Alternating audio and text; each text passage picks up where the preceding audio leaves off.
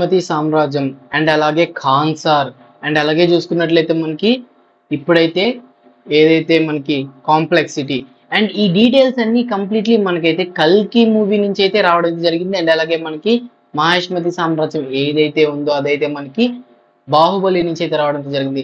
So completely ఇంకా Khan sir అంటే చెప్పక్కర్లేదు, మన నీల్మావ డైరెక్ట్ చేసినటువంటి సలార్ నుంచి రావడం జరిగింది. ఓకే భయ, ఇదంతా కొత్త కొత్త సిటీస్ మనకి కొత్త కొత్తగా ఇంట్రడక్షన్ అయితే చేయడం జరిగింది. బట్ అది కాదు కాన్సెప్ట్. ఇందులో మనకి ఇంట్రడక్షన్ చేయడానికి యూజ్ చేసిన ఒక వెపనే మన ప్రభాస్ గారు.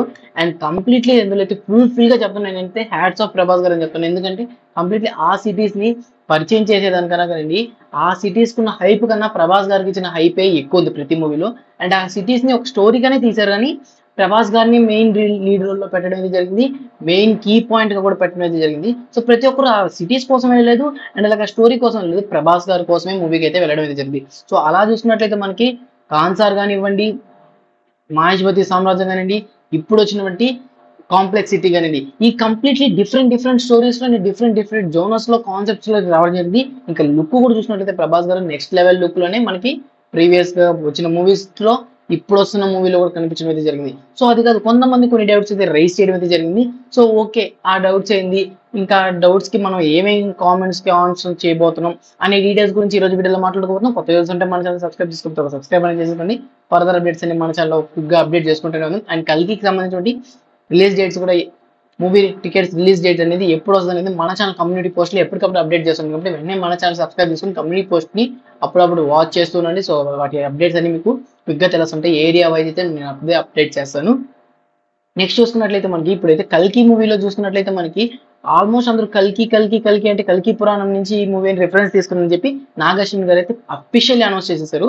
అండ్ నాగశ్విన్ గారు అనౌన్స్ చేసిందంటే కలియుగం ఎండ్ అయిపోయిన టైంలో కల్కి అవతరించి చెడ్డవాళ్ళని చంపుతున్నప్పుడు ఏం జరుగుతుంది, ఒకవేళ కలియుగం తర్వాత మనకి ఏదైతే వ్యాస మహర్షి చెప్పడం జరిగిందో అది రియల్ గా జరిగితే నా ఇమాజినరీ వరల్డ్ ని మీ కళ్ళ ముందుకు తీసుకురావడానికే ఈ యొక్క మూవీ అని చెప్పి కంప్లీట్లీ తను చెప్పిన వర్డ్స్ అని వావ్ అనిపిస్తుంటున్నాయి. అండ్ మూవీ చూసే క్యూరియాసిటీని పెంచేటట్టే ఉన్నాయి.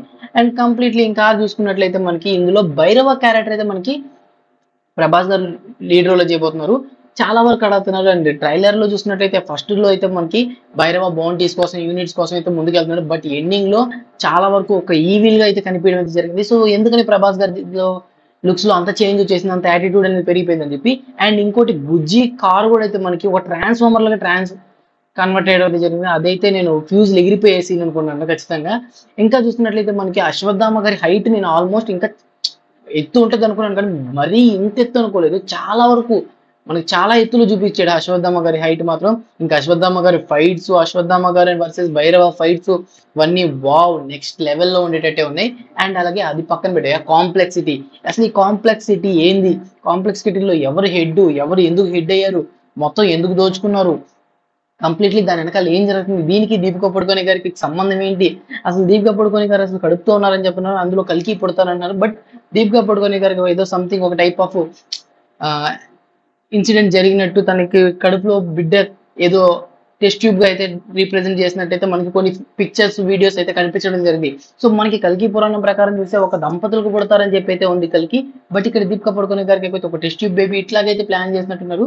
బట్ ఇలాగైతే ఎలా అవతరించబోతున్నాడు, ఒకవేళ దీపికా పడుకునే గారి కడుపులో ఉంది కల్కియా కాదా, లేకపోతే ప్రభాస్ గారి క్యారెక్టర్ సైడ్ క్యారెక్టరా, ఒకవేళ సైడ్ క్యారెక్టర్ అయితే ఒకవేళ కల్కి దీపికా పడుకునే గారి కడుపులోనే పుడుతున్నారు ప్రభాస్ గారి సైడ్ క్యారెక్టర్ అయితే, ఇంతకీ ప్రభాస్ గారిని పెట్టి సైడ్ క్యారెక్టర్ పెట్టారంటే ఆ మెయిన్ క్యారెక్టర్ ఎవరు లీడ్ రోల్ చేయబోతున్నారు, ఈ సైడ్ క్యారెక్టర్ ని ఎలా హైప్ చేయబోతున్నారు, ఇలాంటి డీటెయిల్స్ అన్ని 27th ఆన్ స్క్రీన్స్ చూస్తే కానీ క్లారిటీ రాదబ్బా. అండ్ కంప్లీట్లీ దాని డీటెయిల్స్ అన్ని మాట్లాడుకుందాం ఫర్దర్ గా అయితే. సో మన ఛానల్లో ఇలాంటి డీటెయిల్స్ అన్ని, ఇంకా నాకు కొన్ని క్వశ్చన్స్ అయితే ఇలా రైజ్ అవ్వడం జరిగింది.